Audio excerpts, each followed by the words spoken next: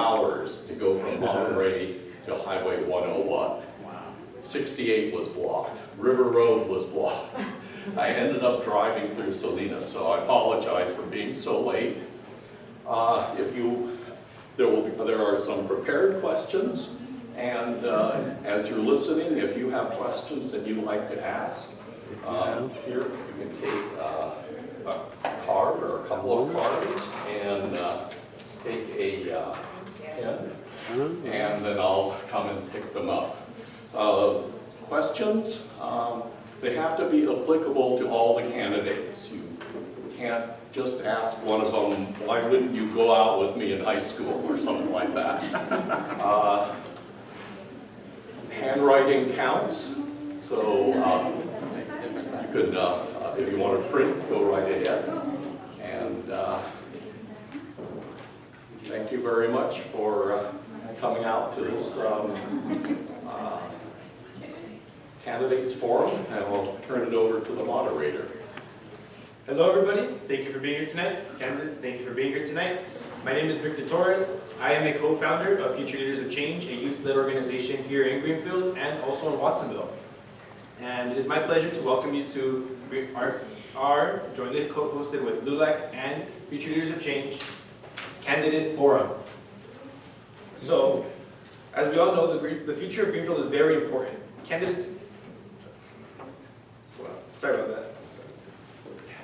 So, the future of Greenfield is important, and I just wanted to specify a few criteria. Candidates do not know the questions. Alternate candidates each time. This is not, most importantly of all though, however, sorry, I have my stuff mixed all over here. There will be no slandering, no extra time, no interrupting, and the purpose of this is to be purely informational for you, the public, to make your most important decisions based off of this. And this event will also be recorded, and we will also have the candidates' information. Candidates answer questions regarding 5 city relevant issues and a few other key points. There will be a time limit on questions once again, and the restrooms are located in the lobby. So without further ado, I would like to open it up for the candidates to give us their opening remarks. So please tell us about yourselves, and you each have 90 seconds to tell us about it. So I'll start with Stephanie. Good evening, everyone, and thank you for taking the time to attend this forum tonight and taking part in our democracy. My name is Stephanie Garcia, and I'm running for short-term city council seat in District 1. I was born and raised in Salinas. I met my husband in high school, and we recently celebrated our 33rd wedding anniversary a couple of weeks ago. In 2007, after being renters for nearly 20 years, Sal and I started looking to purchase our first home and found a beautiful home in a city we previously always just driven by. We took a leap of faith, bought the house. Our son was just 18 months old and our daughter 5 years old. Almost a year later, the housing market crashed. Our home lost half its value. It was a scary time. Our neighbors were losing their homes. We could have short sold and moved away, but we stuck to our decision to call Greenfield home, and I have not regretted it for a second. Living in a small town has been a great experience with many opportunities to be involved both civically and recreationally, which I took full advantage of. I've served on many Greenfield boards throughout the last 17 years, made some really good friends, and learned to collaborate with our local government and colleagues to achieve tangible assets for the benefit of our city.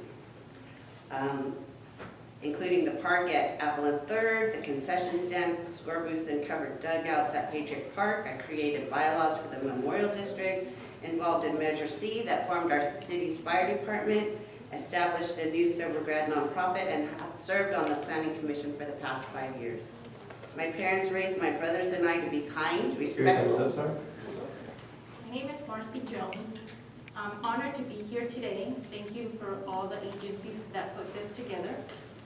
As you know, I will be representing District 2 in the City Council. I'm a first-generation college graduate who has been raised in this wonderful town where I have deep roots in our community and profound appreciation for its unique charm. I have a master's with 2 majors, one in business and one in HR. I have a teaching credential in business as well. Now as a mom and professional professional in the field of education, I'm eager to give back to my community. My goal is to make a meaningful difference in Greenfield by promoting economic development while preserving the small town feeling that makes our community special. I'm passionate about supporting our local economy, enhancing education opportunities, and giving back to my community. I ask you humbly to embark in this journey together. Thank you. Thank you for inviting me here, and thank you for your presence. And it's good to meet all you candidates, and I'm excited about being in my first forum. So let me begin by saying my intent is to stay positive and to be in agreement with the endorsement of the Democratic women of Monterey County. So we're going to have a great forum. My name is Belen Garcia. My students call me Ms. Bubba. My grandnephews call me Bubby. I am a daughter of farm labor workers. My father is World War II veteran, so you'll see on the table lots of cards up there. Please help me reach my goal of thanking 100 veterans. So take some cards and give them to them. My family established their home here in 1968, had 6 kids. We are all products of the Greenfield Elementary School.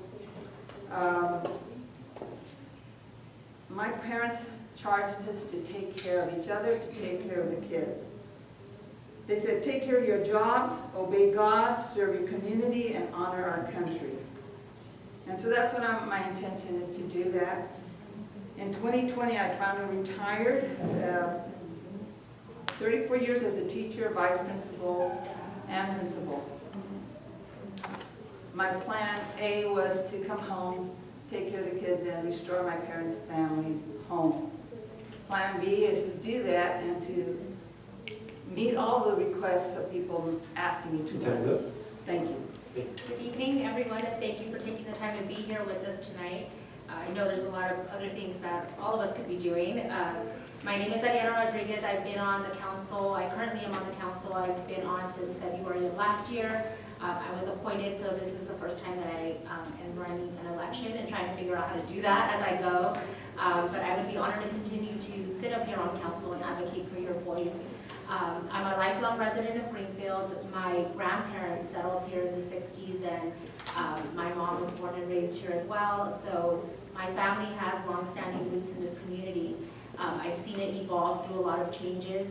I've seen positive changes. I've seen changes that maybe we would like to enforce quicker or have more voices for. And that's why I'm here, because as a resident of Greenfield, I didn't always feel like our council always acted with what the community was saying. So I really want to focus my time on council on listening to the needs of the community and being responsive to those. Good evening, everyone. My name is Cynthia Zavala. I was born and raised in Greenfield. I come from a family of hardworking immigrants from Mexico. I graduated from Greenfield High School in 2007. I have raised both of my children in this beautiful community of Greenfield. My son is currently a freshman at Monterey Peninsula College, and my daughter is in 7th grade at Soledad Mission School. My commitment to the community service began about 8 years ago when my eldest child was just 10 years old, and his baseball team was in search for a team mom. I joined the board and volunteered for about 3 years with Greenfield Little League, ultimately concluding my term as president. I moved on to coaching my daughter's cheerleading team for 3 years, during which time I recognized that I could contribute to my community in numerous other ways. I was appointed by the Greenfield City Council to serve on the Planning Commission, where I currently hold the position of chair. Moreover, I played a significant role in ensuring a successful SOPR graduation for Greenfield High School class of 2023, raising over $10,000 within a 2-month period. I've dedicated my efforts to serving our community throughout various nonprofit organizations, participating in many community events. I have reached a stage in my life where I am prepared to serve in a more impactful capacity. I am eager to continue learning and collaborating with the City Council and municipal staff. Thank you. Thank you. Now, before I move on to my first question, or our first question actually, I'd like to take a moment and thank our elected officials who are present with us today. First of all, our Mayor, Bob White.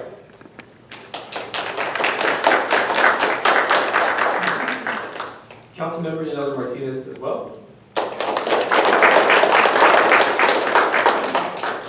And Mayor Pro Tem Ariana Rodriguez, thank you. Okay, so without further ado, everybody, I'd like to move on to our first question. So, I ask you all, what do you see as the top 3 most pressing issues for the city of Greenfield, and how do you plan to address them? You each have 90 seconds. I'd like to start off with Belen. I'm only going to talk about the current issues that I heard from the people, not mine. Number 1 was, who is determining our city's fate? Is it the community? Is it the council? Is it the mayor? Is it the city manager?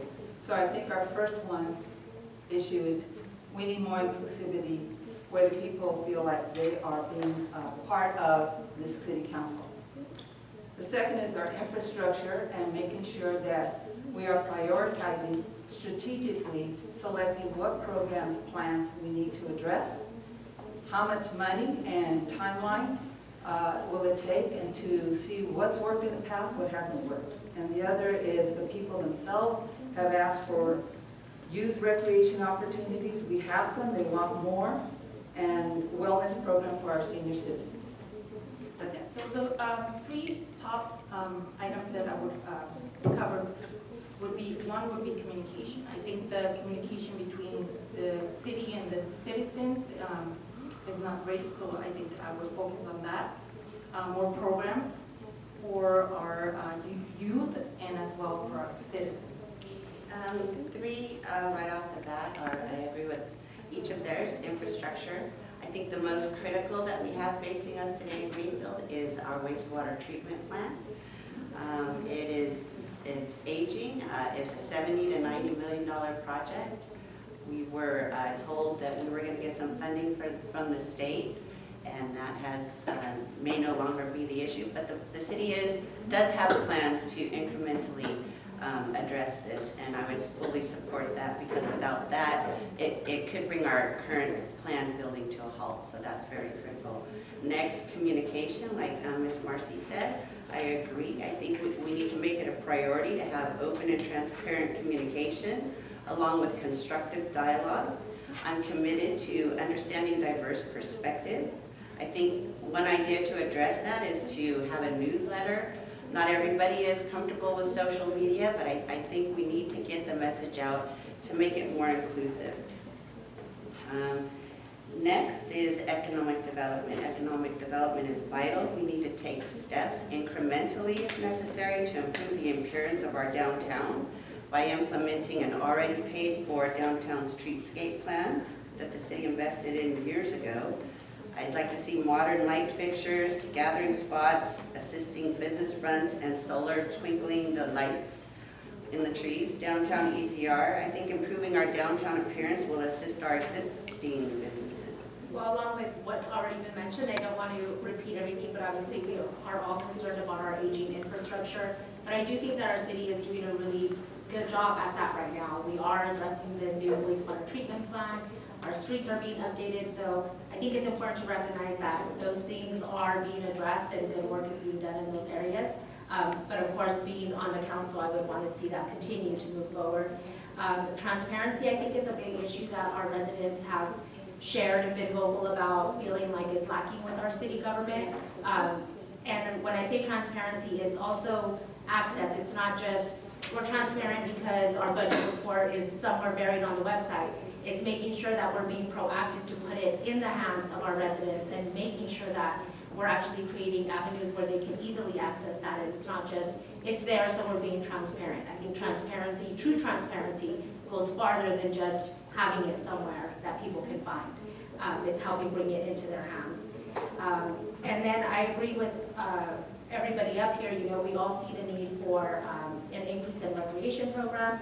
Our city, again, we have a really robust rec program, but there's always room for more. And I think everybody would agree, especially coming off the summer, we really need some kind of aquatic center, some kind of aquatic option for our residents, because climate change is real and we're really dealing with it here in Greenfield. And that's probably something that our rec departments, I would say, haven't been able to address.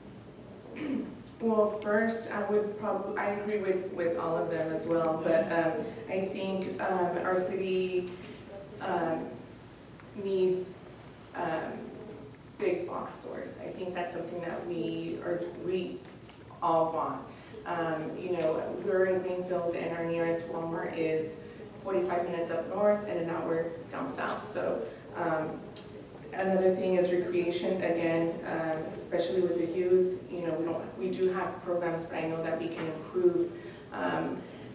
Having children, you know, having to travel right after work to take them to Soledad or King City or neighboring cities for them to play cheer, football, whatever it is, I think we can work on that.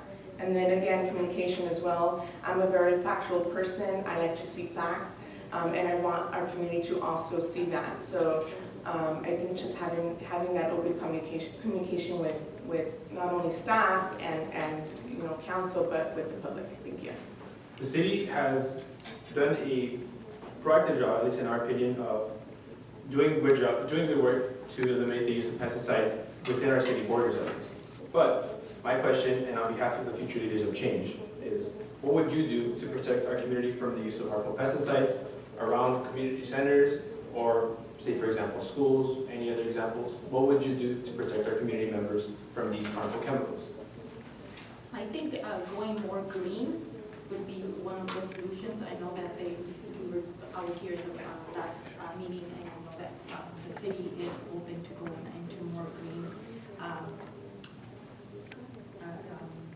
going into that instead of other avenues. But I will also put more regulations on any of the industries here that we have. We want to make sure that we have more spaces for everybody that would have a green space. And any the policies reforms, that would be another one. And educating our public as well. Thank you.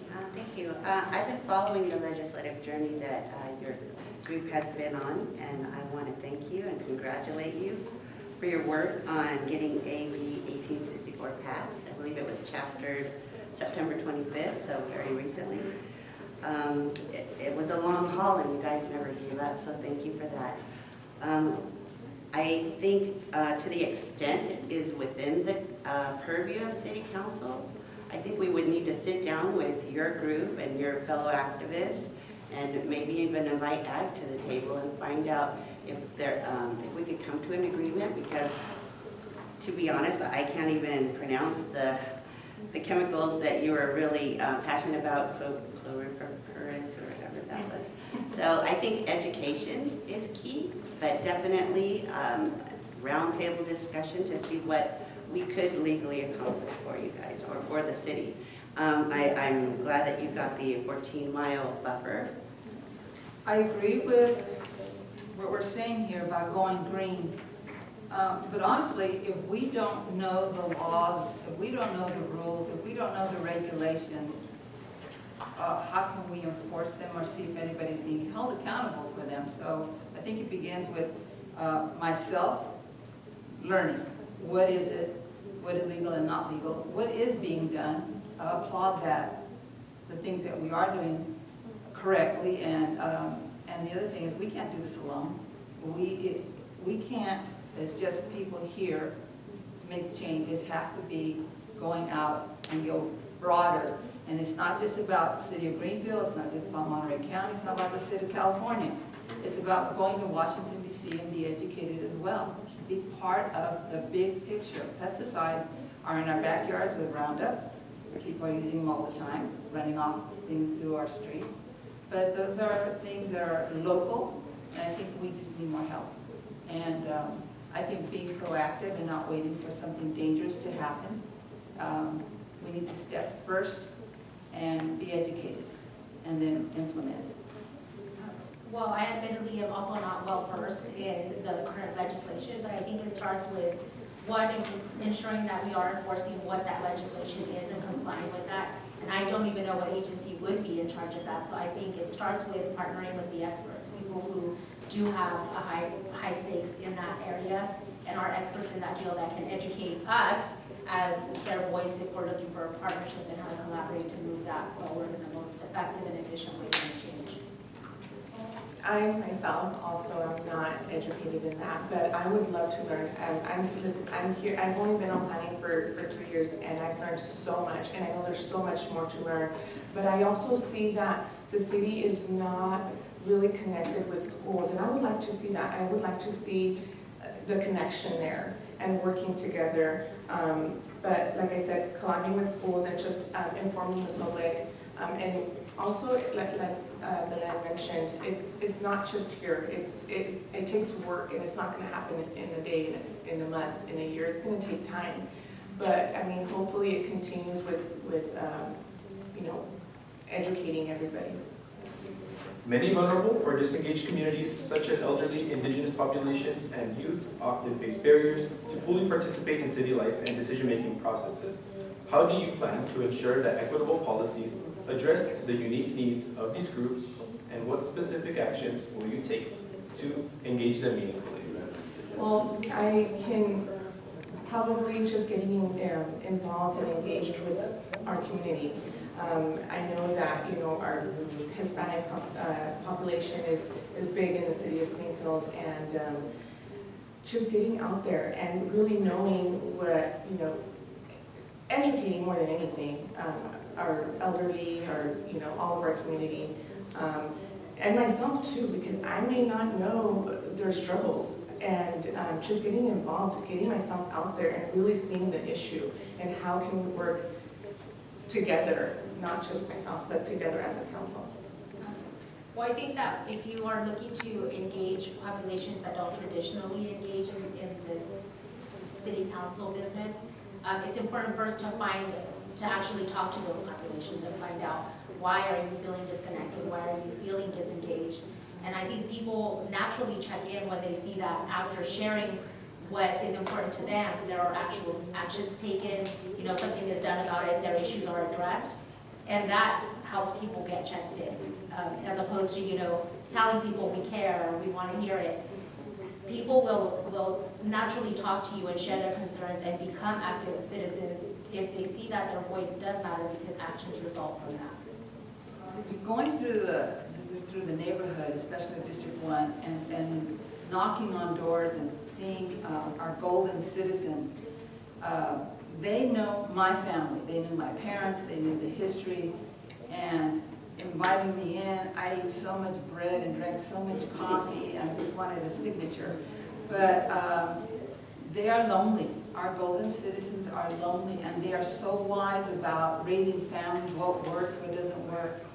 I have someone who's selling something on the corner of my home, and I just said, I'm just going to stand up there and see what are they buying, and talking to them and saying hello. Starting with a simple hello, it's amazing how many people now come by and say hello back to me. But I think we need to first of all learn the culture, learn their language, learn what works for them, because they may not all work on, let's have a cafecito, something else might work for them. But I think we need to get involved, especially with our indigenous group, what works for them, and communicate in their language, in their way, in their culture. And it definitely is, we go to them. I would say open communication with organizations here, use social media, newsletters. I would also use workshops. I've experience in reaching different kind of groups since I work in education, and we have created different projects that we could also maybe implement here, and create local partnerships and foster that trust. I think that we need to make the environment more welcoming and friendly, so that people know that they're welcome to join in the dialogue. I think that I would like somebody who's approachable. We need to acknowledge the language barriers. I'm so proud of a local couple here in Greenfield who graduated the high school and created an app called Nerdly, which they're translating into Triqui, Spanish, and English.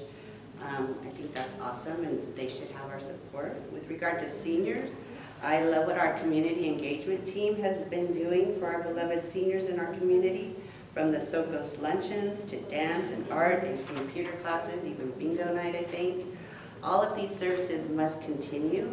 And, you know, for so many years, people have been asking for, you know, services for seniors. And I think the city has done a really good job in addressing that because they are the gems of our community.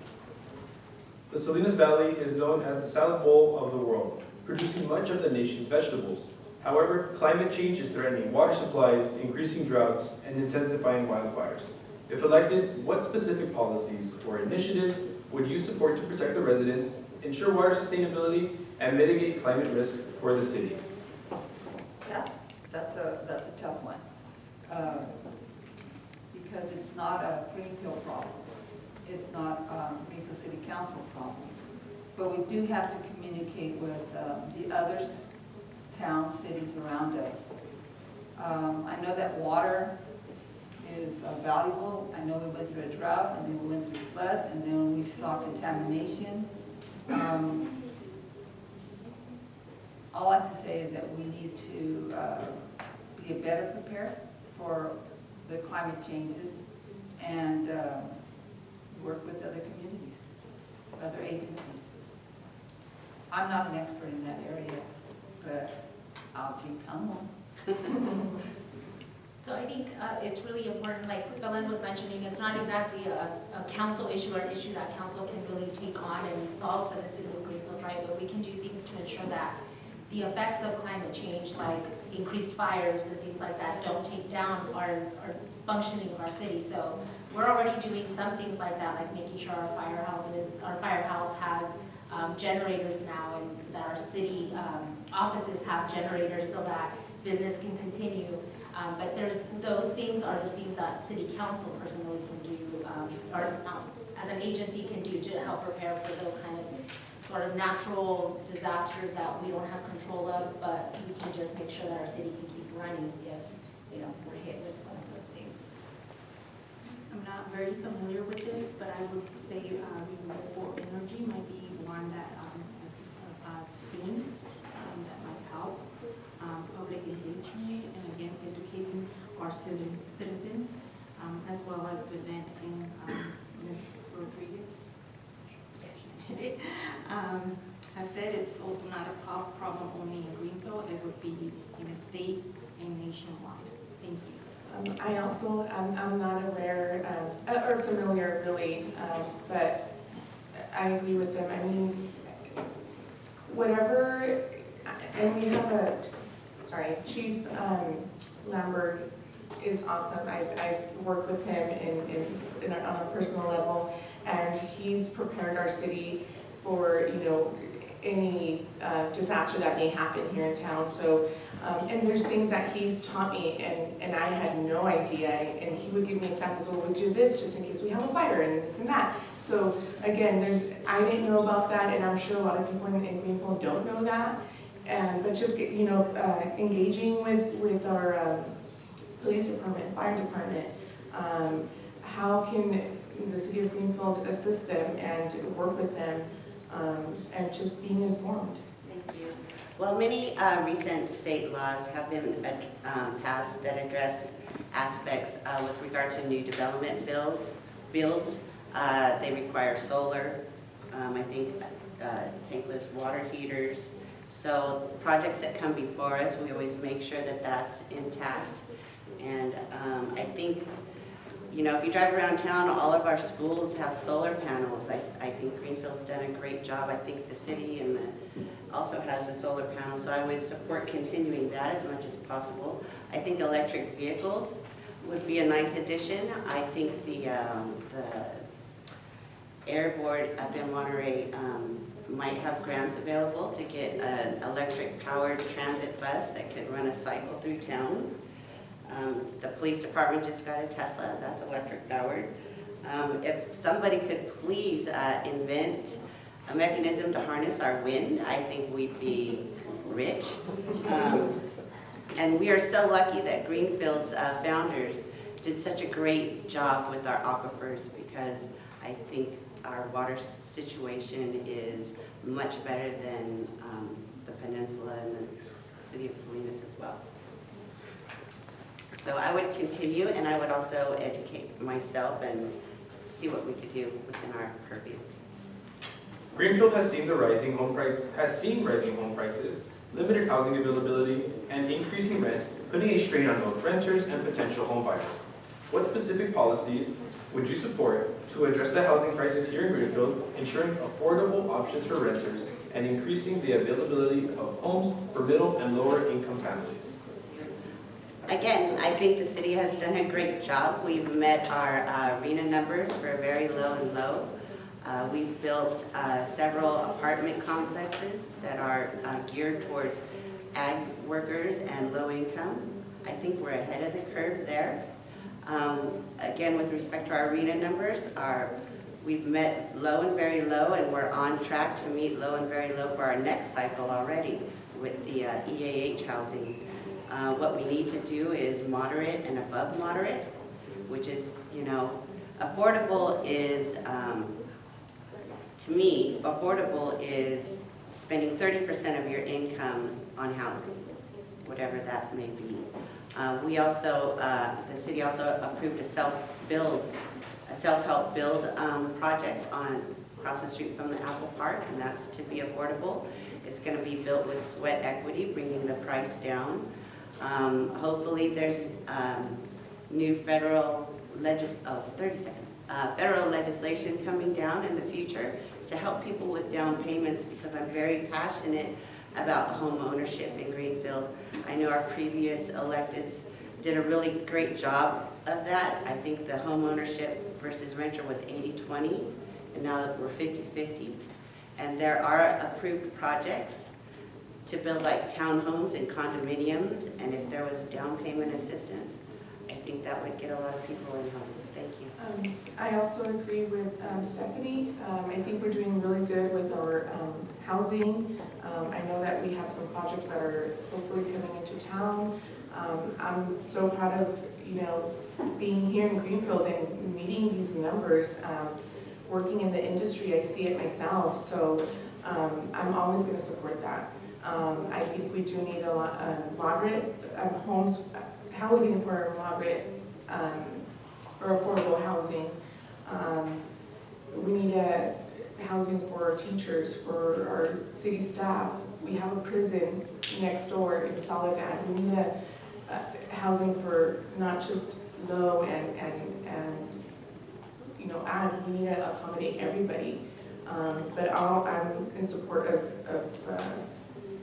anything that will get housing for our community.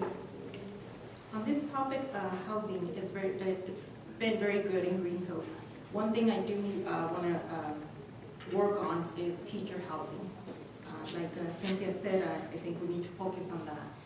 I work for a school district, our local school district, and the hardest thing is housing prices. So helping with down payment or having at least for middle class, that would be nice. And we have for low income, but I think we need to focus also on the middle. Yeah, so I was a renter up until just 4 years ago when I became a homeowner, so I was very much, appreciate the struggle of being a renter.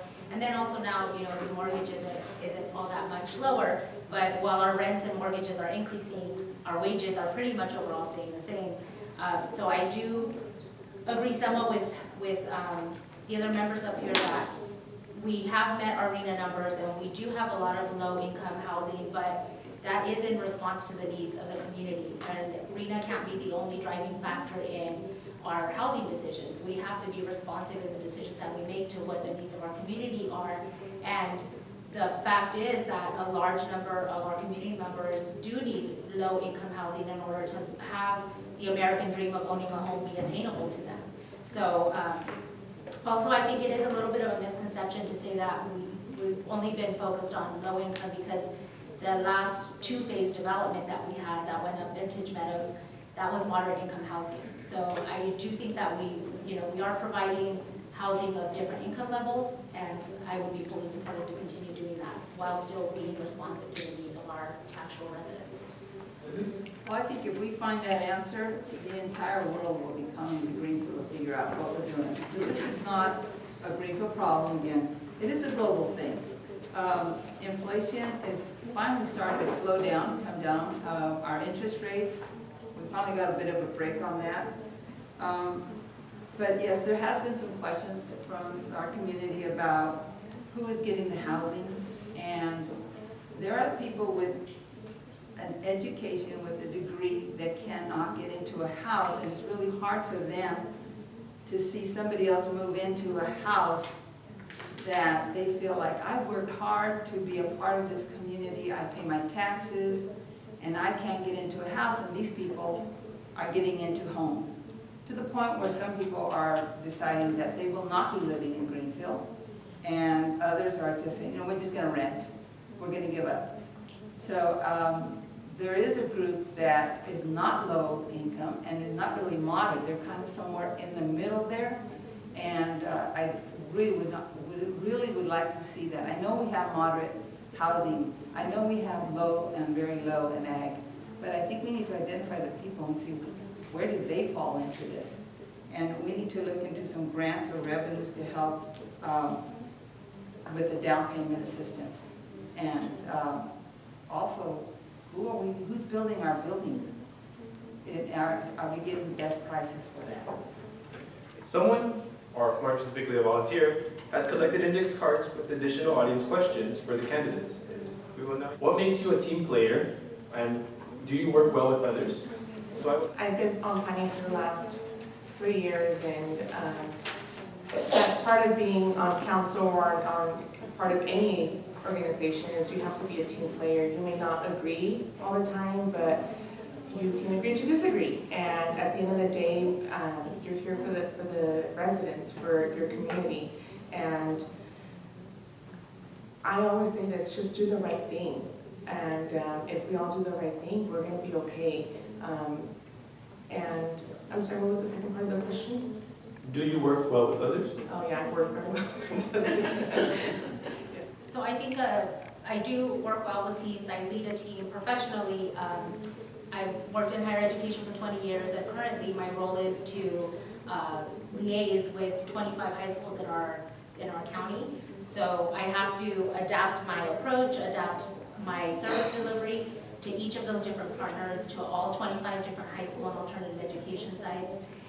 So I think being a team player is about adaptability and also about highlighting each other's strengths. So not everybody that you work with is going to have the same strength, but a good team and a successful team is one that recognizes everybody's strengths and makes sure that that person has their time to shine. When you allow others to shine, I think that's where your team then is outstanding, because it isn't a competitive thing, it's a working together thing for me when I think of teamwork. Also just in my personal life, I get involved in nonprofits that I'm passionate about, and it's different people coming together from different backgrounds, and of course then again you have to be flexible and adaptable to different personalities, but I do enjoy working with even people who have different opinions than mine.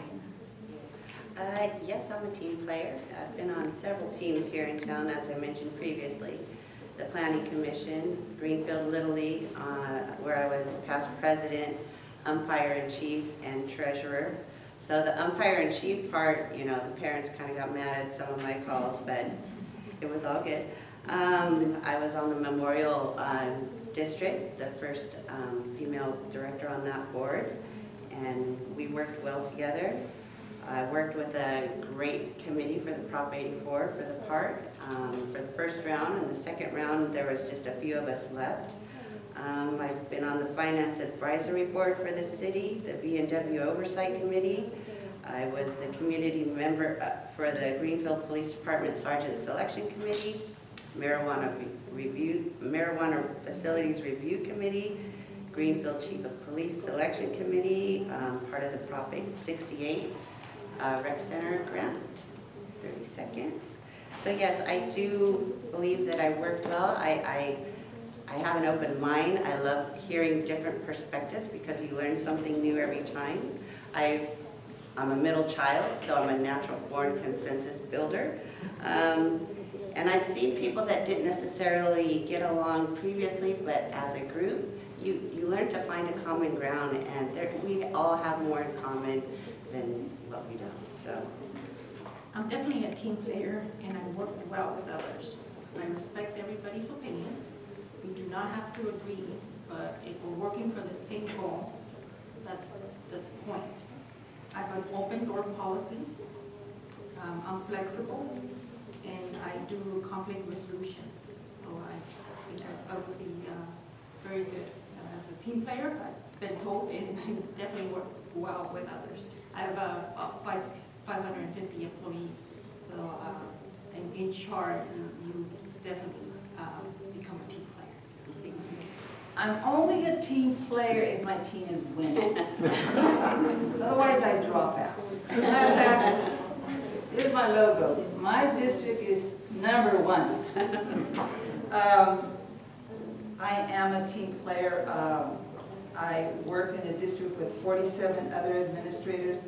We had to learn to collaborate, network, logical decision-making, strategic thinking. You have to be enthusiastic. You have to be positive.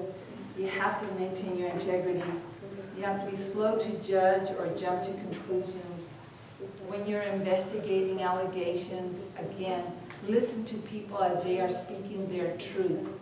Listen to them without being offensive or defensive. I worked with the Orange County Department of Education. I was a writer, a consultant, a trainer.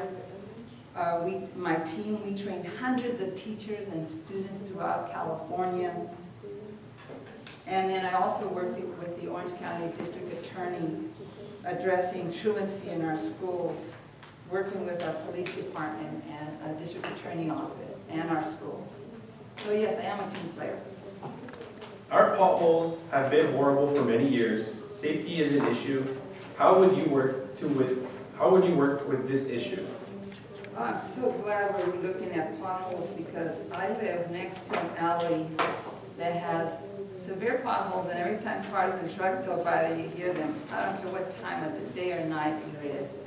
So I'd like to find out, does the city of Greenfield have the materials it takes to fill those potholes? What is the priority? I know the community has put that on my list of fix my potholes. And at the same time, there was one community member who said, why did they resurface our street when I know that there was another street that needed help? So why was that? And I said, you know what, there are rules and regulations for everything, so there's probably money that said it can only be used here. But let me get back to you on that. So how do we get to those potholes? I don't know, but Home Depot will deliver gravel for me, and I can fill them up. Well, I've said in public meetings before when we've talked about, we've had residents come out and talk about pothole issues or just their streets and not feeling that the work was satisfactory. So I've said before, I would like to see the city adopt the same use of the platform similar to what Supervisor Lopez's office does, where residents can very easily report potholes. Because I feel like part of the problem is we know the streets that we drive every day and where those potholes are, but that doesn't mean that city staff know where they're at or somebody that can actually do something about it knows. So I think having an effective reporting platform is the first way to target actually getting things fixed. We have to know about the problem to fix the problem. So I would continue to advocate for that. We really need to do that so residents can tell us what we need to fix. And then of course the city has to be responsive in going out and fixing that. But we're here to hold city staff accountable to making necessary repairs for our residents. So I think it starts there. I agree with Ms. Rodriguez. A reporting system would be nice. And just in general, I think for us to make sure that the actual material that we're using is high quality. Because in my neighborhood, we did that black blacktop kind of thing, and less than like a month, it was already looking very bad. So quality of material would be also in my list. Thank you. I'm just looking at our budget for fiscal year 24-25 for public works. It's 1.7 million. And then I do know that there are certain neighborhoods in town that pay an extra tax. They're called LLMD. And so sometimes when you see a certain part of town getting their street repaved or with a fog line, it's because they're paying into this. But I really think that we need to focus on the older parts of town, the central parts where the streets are really bad. And I would put all my support in doing that. But I mean, it's millions of dollars to do these types of projects. And you have to, first of all, identify and then prioritize and then find the money and do it. A lot of these developments help with the new roads, like the Magnolia Place Phase 2. They finally addressed the 12th Street. And then I know 13th Street got a new fog line pavement, but you're still a bobblehead driving down it. So I would like to see, again, identify, prioritize, and achieve. Okay, so whoever wrote that question must live on 13th Street. So I completely, I'm all for it. I know that there's some streets that have been fixed and some that have not. Again, the whole reporting to staff and just the residents need to report this, and I think we should find a way for residents to be able to do that.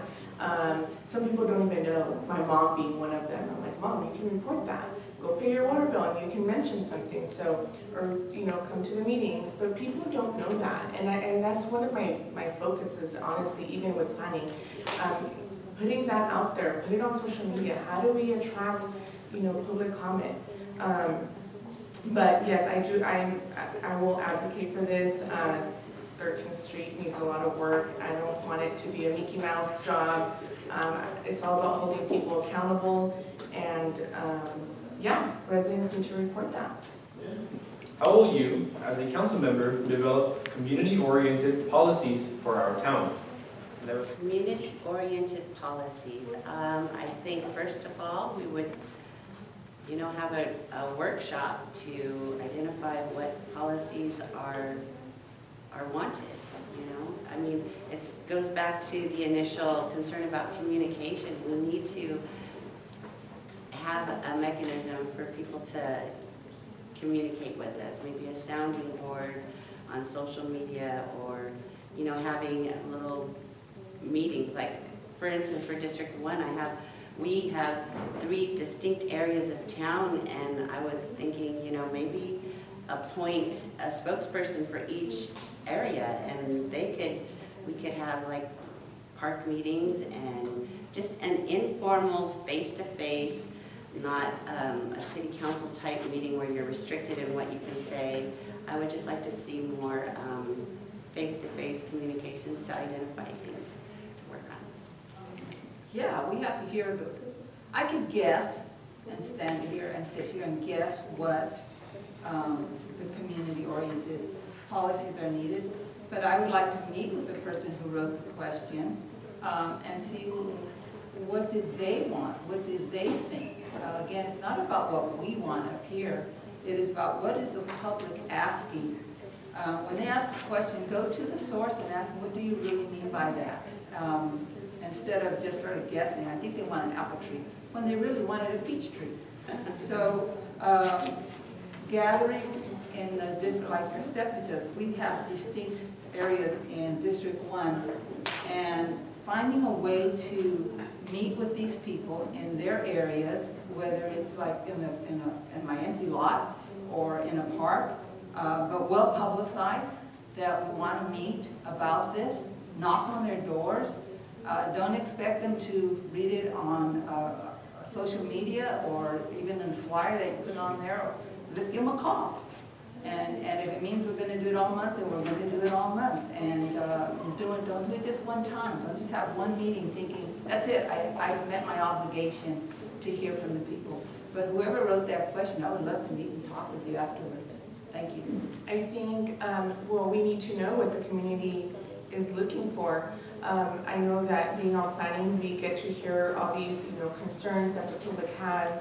And if they don't come to our meetings or let us know, we won't know what those needs are. There's times that I have no idea, that there's something happening on this side of town because I don't go to that side of town. So again, just having that open communication with the public, doing maybe some workshops, later in the evening. I know that the city do host workshops during the day or in the morning, but we all work, so maybe having some workshops in the evening and just get that communication with the public.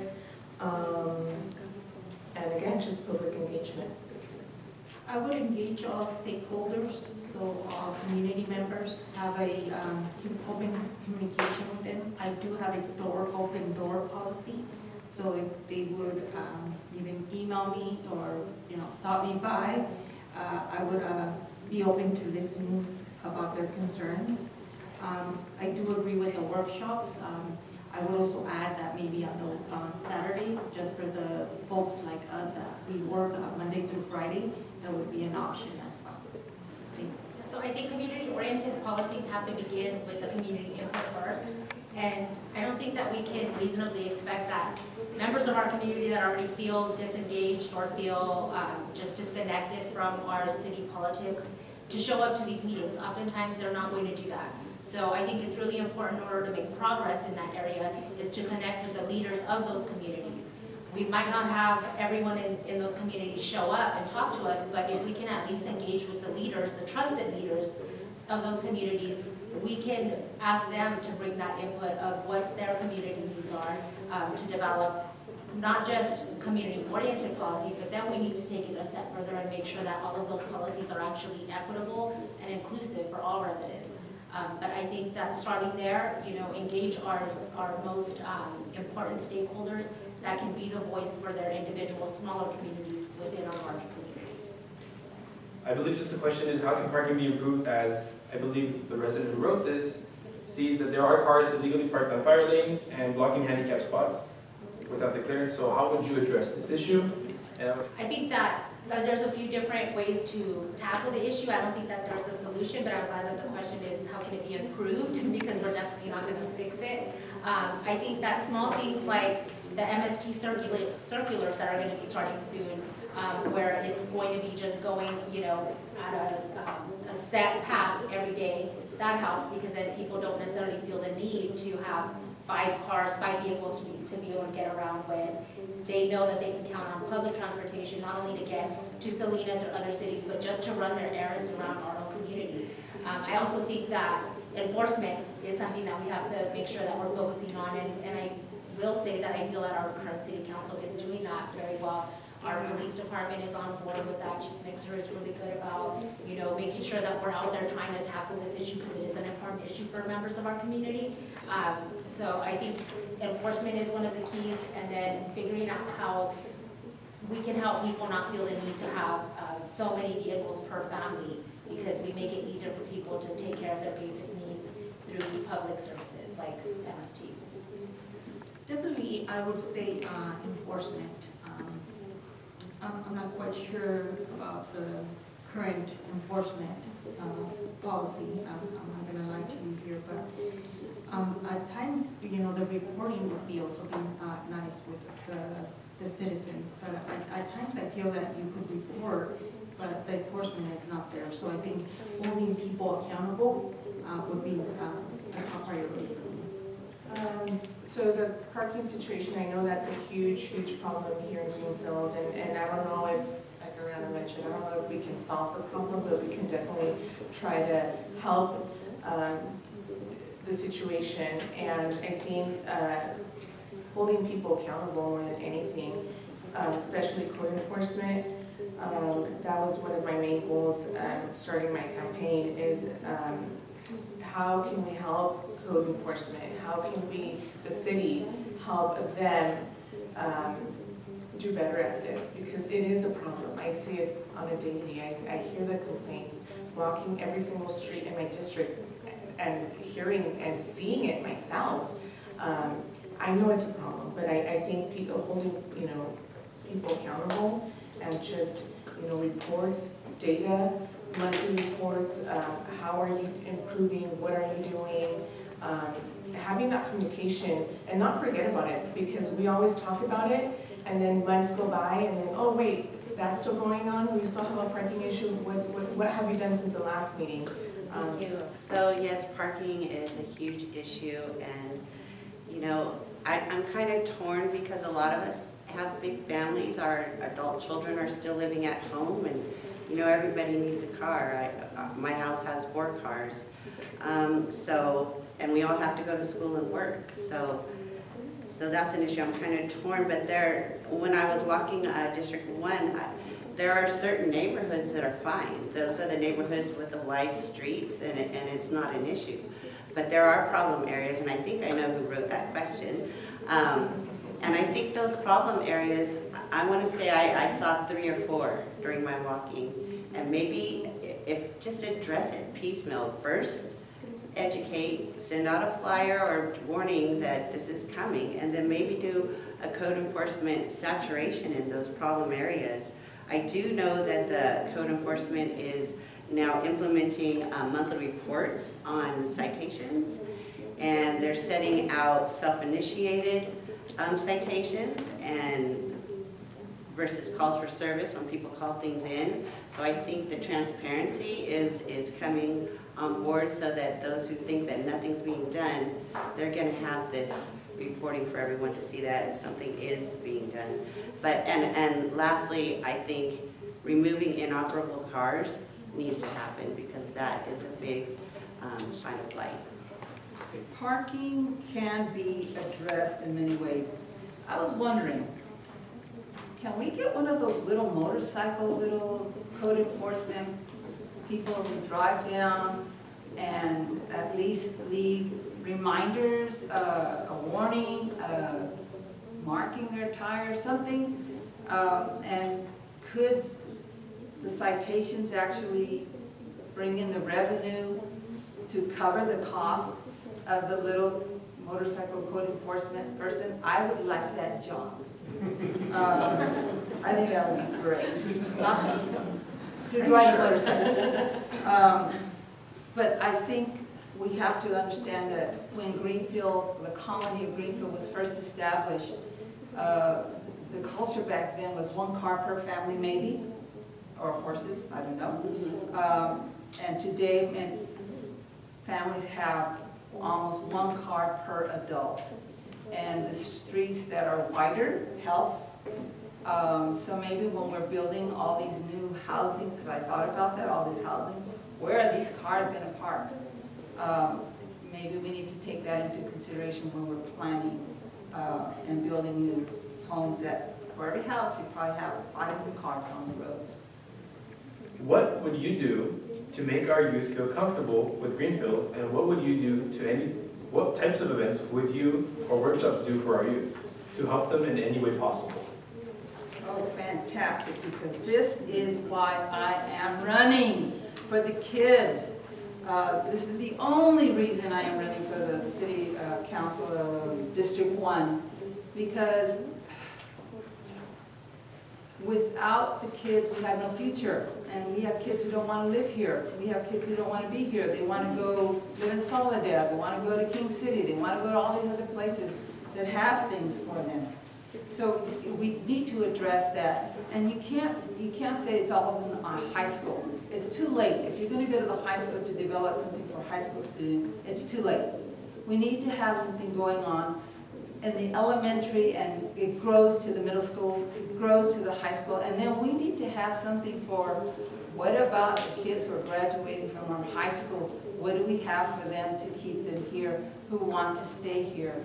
Recreation is important, I get it, but there's also leadership skills. I told you I was part of the Orange County Department of Education, where I trained hundreds and thousands of people to get the kids involved in leadership, not just to be a student council president, but to learn to be a leader in their homes, in their schools, and in their communities, not just today, but in the future.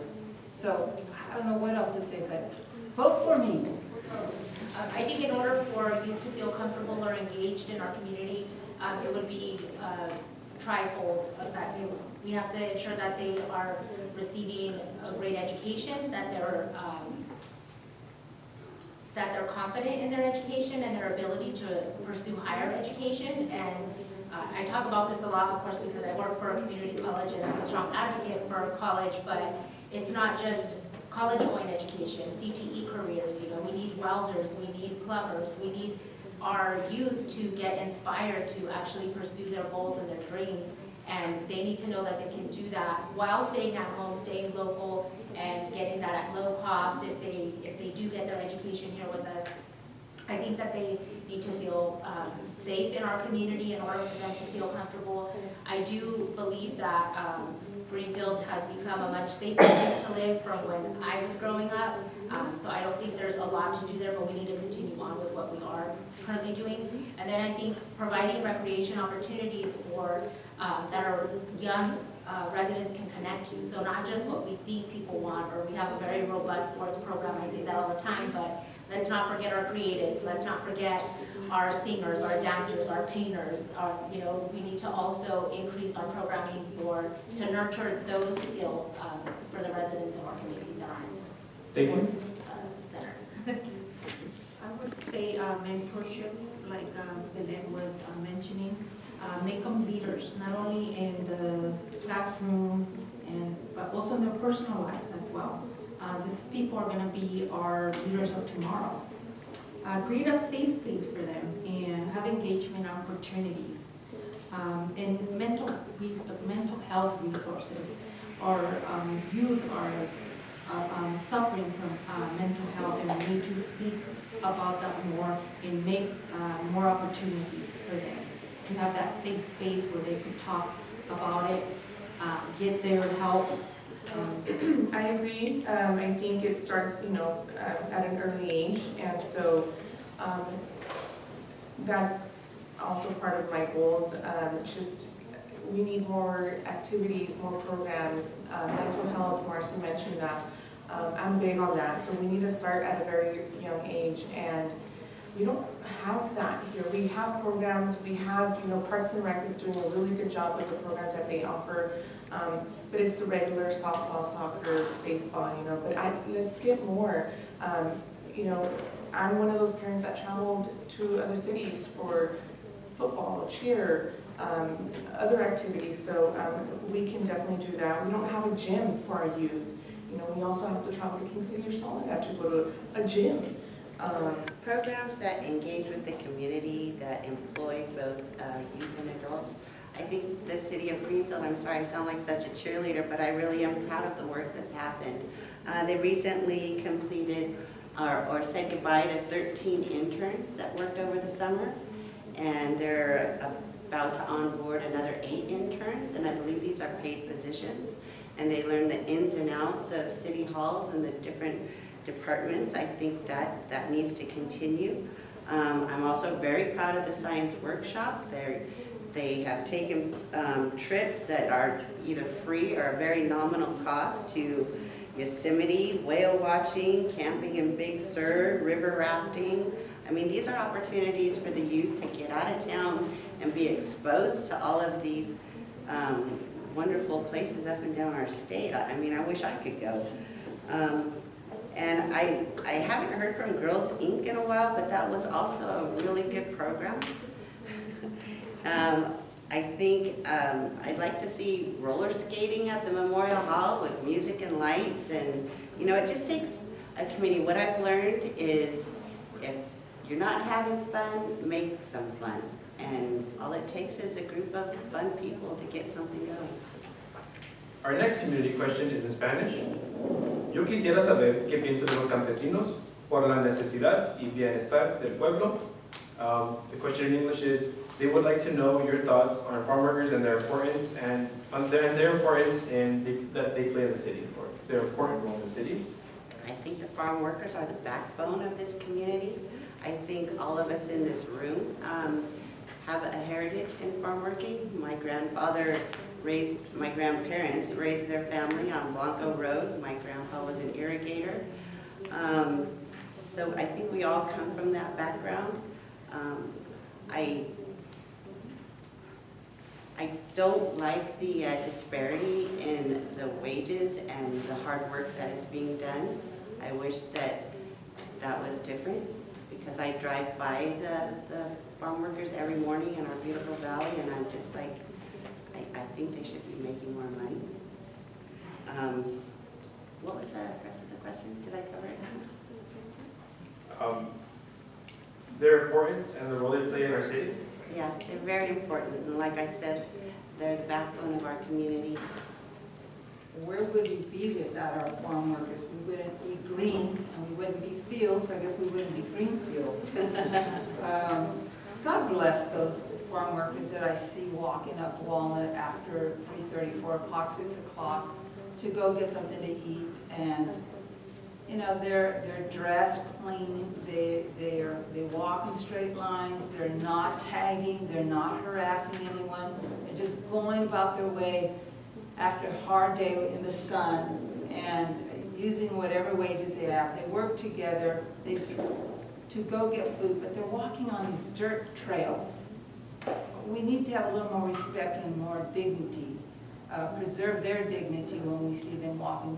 They're not people that we can just throw away and they're going to disappear and it's okay, they're not permanent citizens. No, we need to take care of that. The walkway from the Walnut to the Rancho and all the little Burger Kings and every other place that they're going. So God bless them, and yes, I do understand farm workers are our backbone, and we need to continue to protect them as they're walking around too. They're not in cars, they're not part of the traffic, they are on foot, and they're just here to do their job, get it done, put food on my table, on your tables. My family, all of my family works in agriculture. I know firsthand what it is to live in a household full of farm working families. I'm always going to support that. I'm always going to support them. Like Belen said, what would we do if we didn't have them here in Greenfield? Yeah, I'm always going to support them. I said I see it firsthand. You know, I work in property management. I see how hard they work and, you know, their struggles. And again, I go back to the, you know, big box stores. Some of them work six days a week, and there's nothing for them. So, yeah, I'm here for them. Farm workers have a special place in my heart. My mom and my dad were actually farm workers. So I know the early mornings, the leaving the kids behind, so you could go ahead and make your quick food in your table. So I understand that. I do support that for the walkway that Belen was mentioning. We do need to build that because I do see a lot of our farm workers coming in and going from one place to another, and the dirt road shouldn't be that.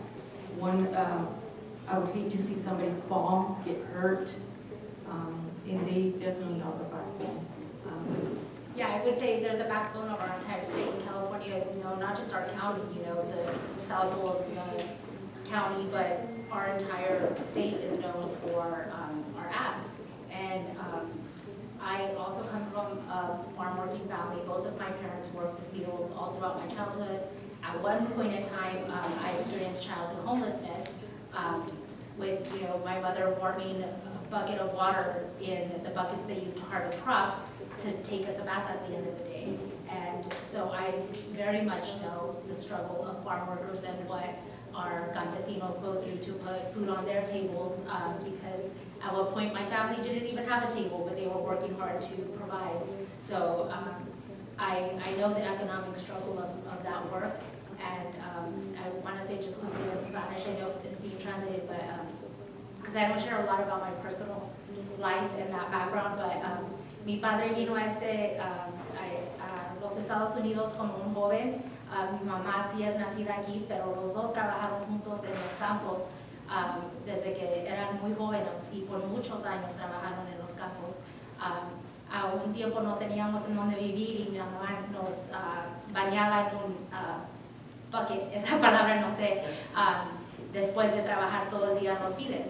So, yo pienso que quiero que sepan los campesinos de nuestra comunidad que yo apoyo o los quiero apoyar en cualquier modo que pueda yo, como concejal. Courts recently ruled that Councilmember Tipton's appointment was illegal. Will you uphold this ruling? Why or why not?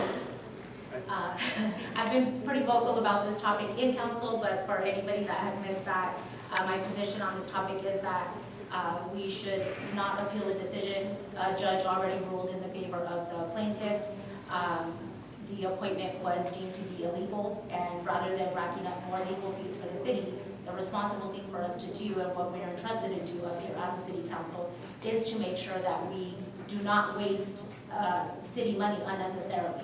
There's a judgment. We have a system in place to determine that. We are not the ones that are, here to determine whether or not that was legal or illegal. The court already decided that. So my position on that is that we follow the court's ruling and we stop wasting any more of the city's money, because as it is, we are going to have to pay legal fees for that. That actually came up at the last council meeting when someone from the public was saying, why is he still there? And so the public is asking, why is he still there? I don't think they are informed of any appeals that might be happening. But I'm in agreement that the judgment is in place. We should follow the court's ruling. We've paid enough legal fees, so let's stop the waste and move on. I agree with the ladies. If there's a judgment and the court already discussed this and found what they need to find, I think it needs to stay that way. Okay, first of all, I would like to be indemnified because this is ongoing litigation, and I don't know if we're allowed to actually discuss this, but since you asked, I'm going to put on my paralegal hat here. There's a difference between an order and a judgment, and I read the order, and the order said that counsel for the petitioner was to prepare a judgment.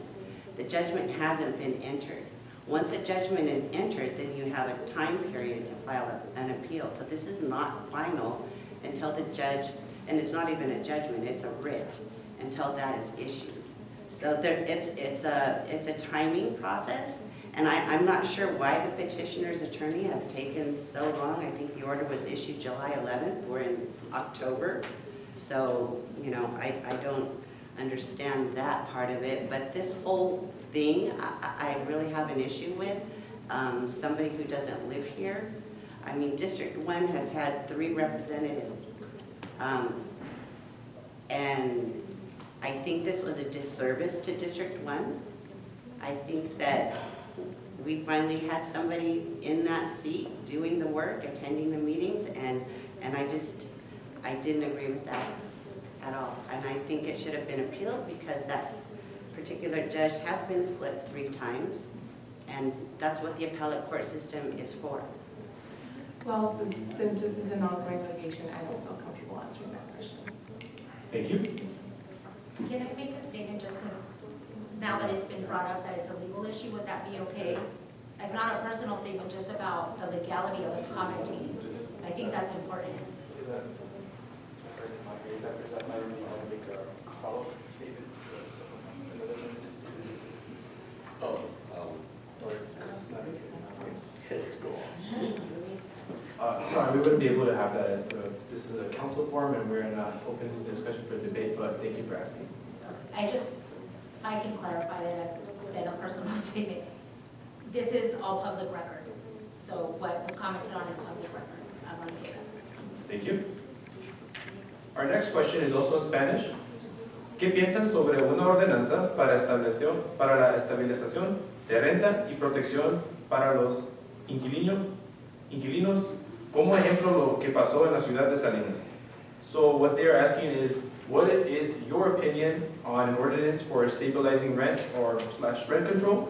Something, as they pointed out, was an example done in the city of Salinas. And I would like. I think there's a Prop 33 that's going for the rent control. Do I support it? I would say yes. I think the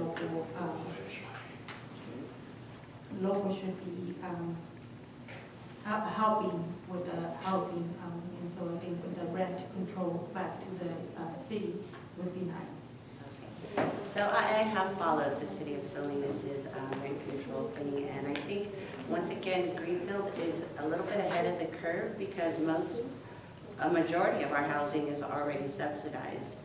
and affordable. And I believe that the Planning Commission has made recommendations to the City Council to initiate a rental registry, which is going to collect data of who the landlords are and, have them register. I think that's a step. Because the main thing about our rentals is to make sure that they're safe for the people that live there, and that there are not abuses and rent increases, and so that they can be referred to services and protected that way.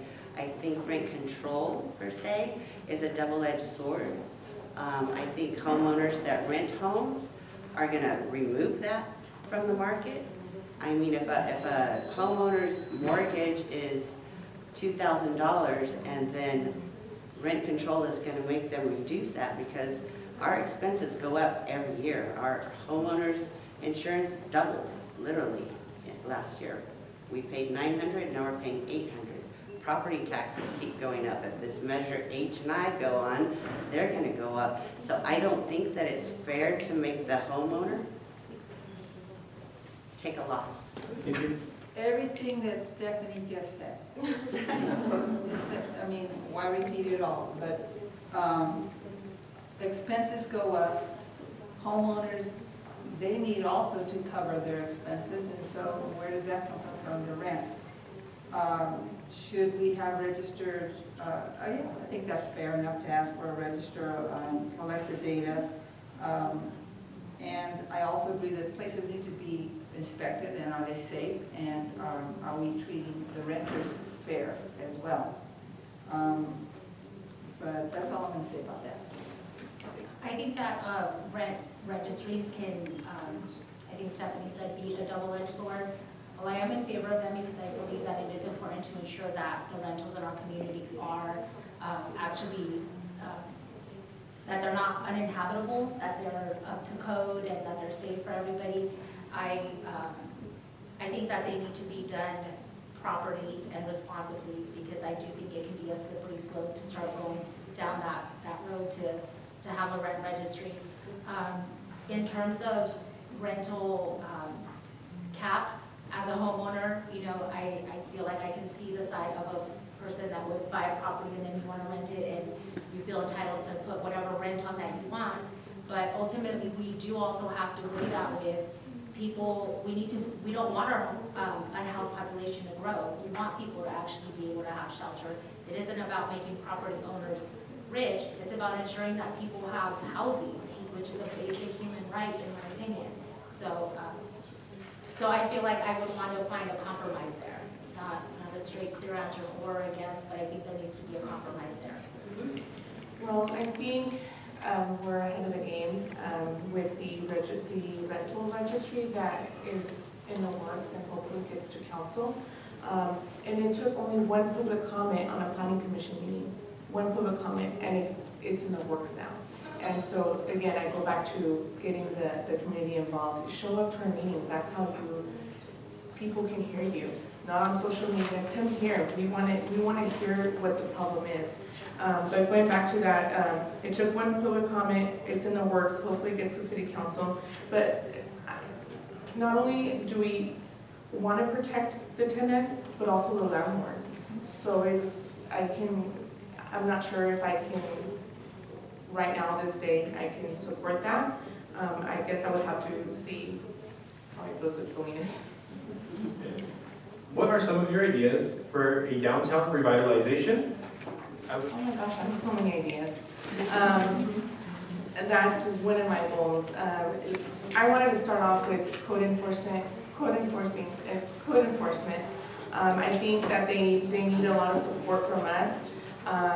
Cleaning up the street, ECR, that's our main street. Let's clean it up.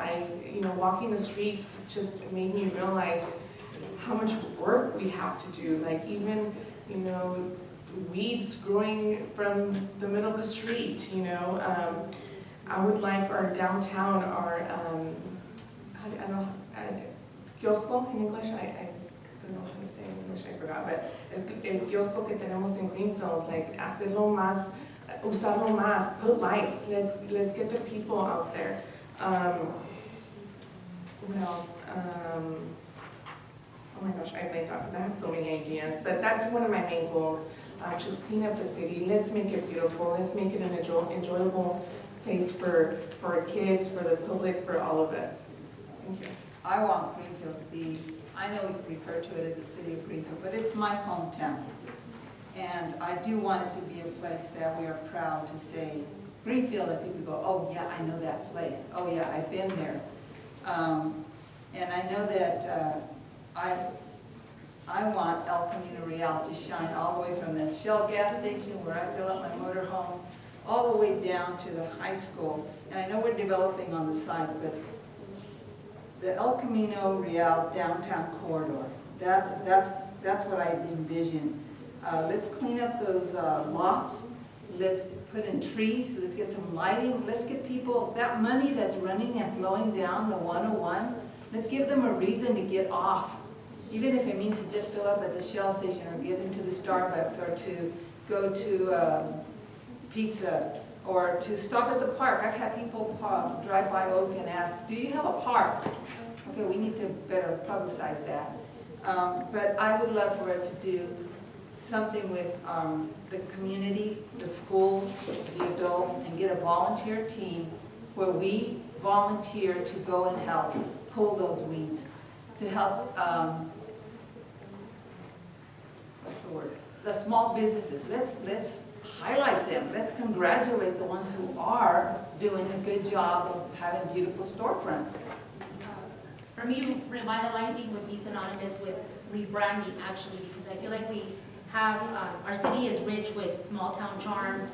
I personally love that about our city. I would like to keep it that way, but I think what would make it, improve it, would be to have a cleaner and brighter downtown. And that can be accomplished with simple beautification efforts.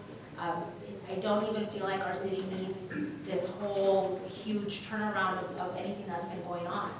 We really just need to focus on beautifying efforts, but we have such a rich history here, and all our little storefronts and local shops, and so many of our downtown is filled with family-owned businesses that, you know, are there ways that we can help them to support them to beautify their storefronts, things like that. So I would be interested in supporting those efforts.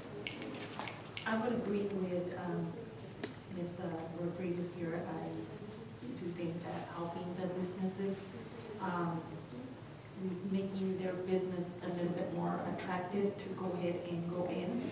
I think or the small town vibe needs to continue. I do think one thing is maybe recycling and waste stations. The recycling, I know we have trash cans out there, but maybe the recycling would be nice as well, and just cleaning up. Thank you. I touched on this a little bit as it's one of my main issues regarding economic development. I think installing some modern light fixtures, creating gathering spots, assisting business fronts. Again, if we twinkle like the trees down ECR, that is really going to be cute.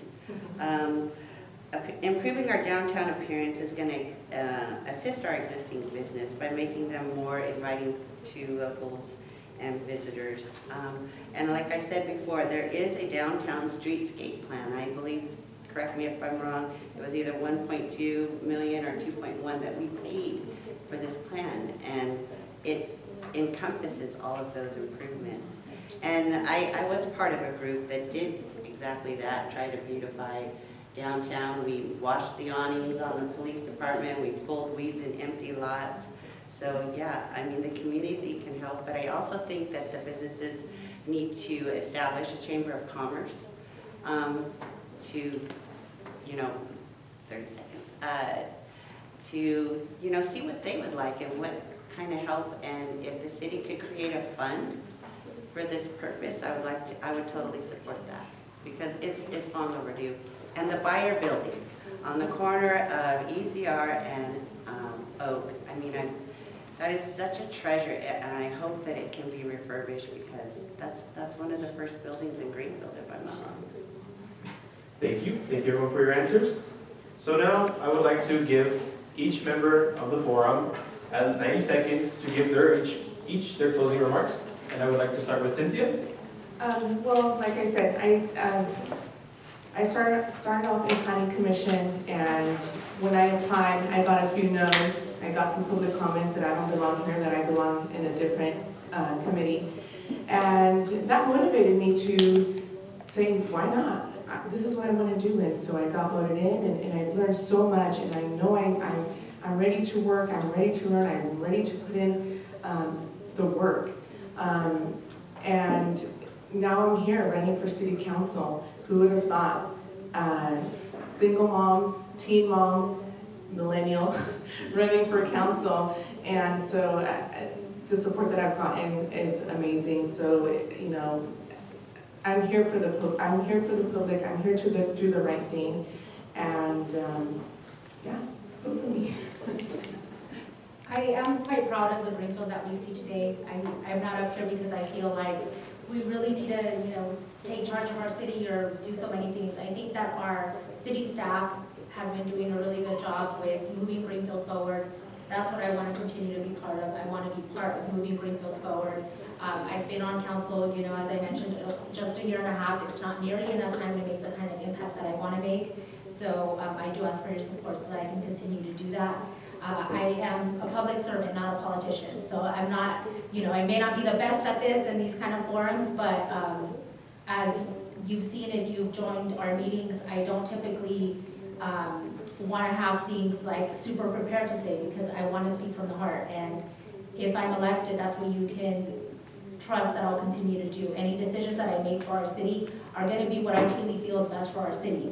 Not with any special interest in mind, but I'm up here to vote for moving our city forward, and regardless of, you know, anything else. What's important to me is to see Greenfield thrive, to see it prosper, and to see it sustain through changing times. And thank you, and again, thank you all for voting for me. Okay. So, I am very proud of Greenfield. I am who I am, and I do what I do, and I have what I have because of everything that was first given to me. The city of Greenfield gave me everything. A home, an education, not just to go to high school and college, but how to serve the people. I'm glad to be home, and I want to do whatever I can to help. If I don't win this council, I'm going to start working for mayor. Just kidding. But I am very proud. I've come to the city council meetings. I've read the agendas.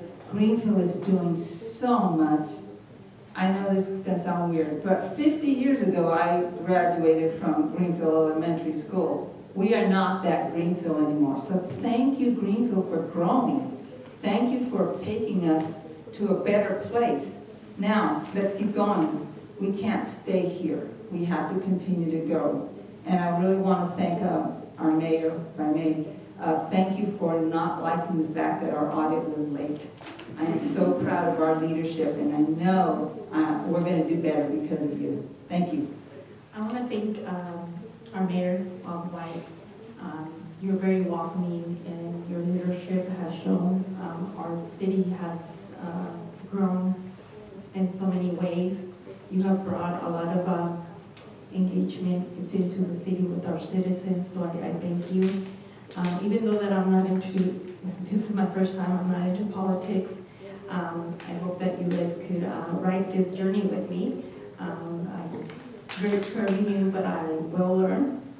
And I want to thank all of you guys for your engagement here today. Let's go ahead and start working together. Thank you.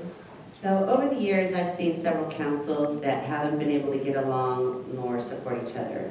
If the council can't support each other, how can it support the entire city? I believe this election is providing Greenfield with an opportunity to elect a new council, to elect new council members that will be respectful to each other and the public, creating a more welcoming environment for our residents to engage with. Issues, concerns, frustrations can change daily and be overwhelming, but every day holds a new chance to do something good for yourself and others. Breathe, smile, enjoy your people and surroundings, soak in the beauty that is Greenfield, especially the glorious mornings we are blessed with nearly every single day. I am running for city council to show up and do the work needed to help Greenfield achieve her full potential. I offer an open mind, a servant's heart, and the experience and institutional knowledge to get to work for you on day one. My parents raised my brothers and I to be kind, respectful, hardworking, and to give back. I strive to continue honoring those values I was taught and to honor you with these attributes as I hope to earn your vote. Thank you very much. Thank you. Okay, please get a round of applause for.